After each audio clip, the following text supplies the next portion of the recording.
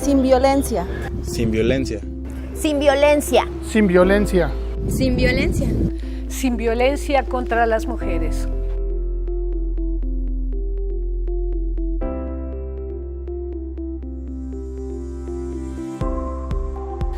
Es importantísimo que las mujeres nos demos cuenta de cómo estamos siendo violentadas.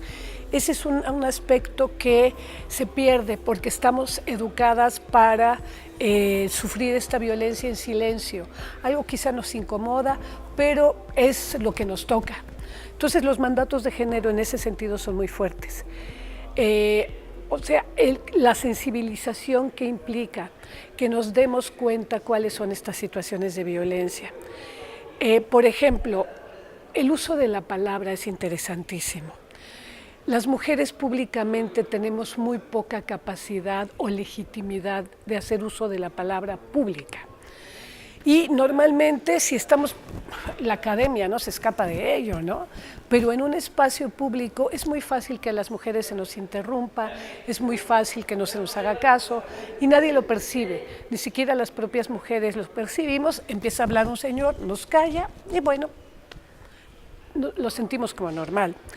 En el caso, por ejemplo, de esta constante explicación de las cosas que nos hacen los varones, si alguien quiere hablar sobre un tema, política, por ejemplo, ¿no? Y empieza a expresar su opinión, alguien nos tiene que explicar por qué lo que decimos no está bien, o sí está bien, pero ellos lo dicen mejor.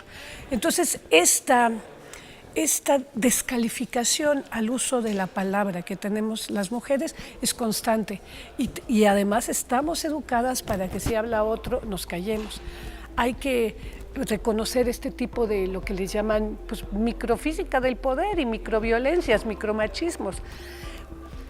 No estoy tan segura que se le pueda llamar micro, porque eso es una parte de una sumatoria de violencias que no se perciben. Entonces, ¿cómo podemos empezar? Primero, desmontando los mitos. Las mujeres tenemos la misma capacidad de hablar y de ejercer nuestra ciudadanía en igualdad con los varones. Se tacha a la búsqueda de esta igualdad como un, como le dicen feminismo nazista, ¿no? Un feminacismo. Cuando en realidad es una tontería y es una manera de denostar esta lucha que las mujeres llevamos, digamos, tratando de impulsar desde hace pues, más de 100 años, ¿no?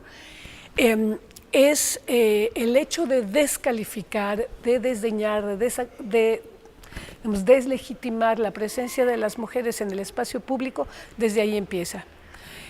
Tenemos también que limitar nuestros juicios o pensar bien nuestras aseveraciones. Por ejemplo, ahora hay una campaña tremenda contra el uso del lenguaje incluyente.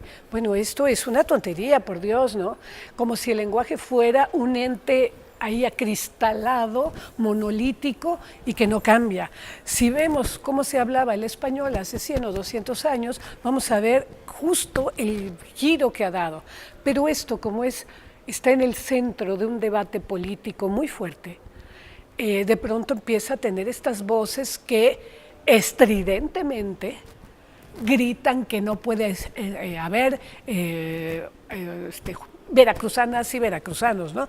Y empiezan a hacer mofa de cosas que no importan, es decir, los tubos y las tubas, los plantos y las plantas, haciendo mofa de algo que obviamente no tiene significado político. Pero el lenguaje incluyente sí tiene significado político e implica un paso en la búsqueda de esta igualdad. Porque yo diría, bueno, si somos la mayoría de la población, las mujeres, pues vamos a hablar todos en femenino y vamos a casi como decreto decir que es el genérico. Sin embargo, no es así, ¿no? Lo que se está buscando es visibilizar esta posición o esta posición en que nos han mantenido a las mujeres siempre atrás.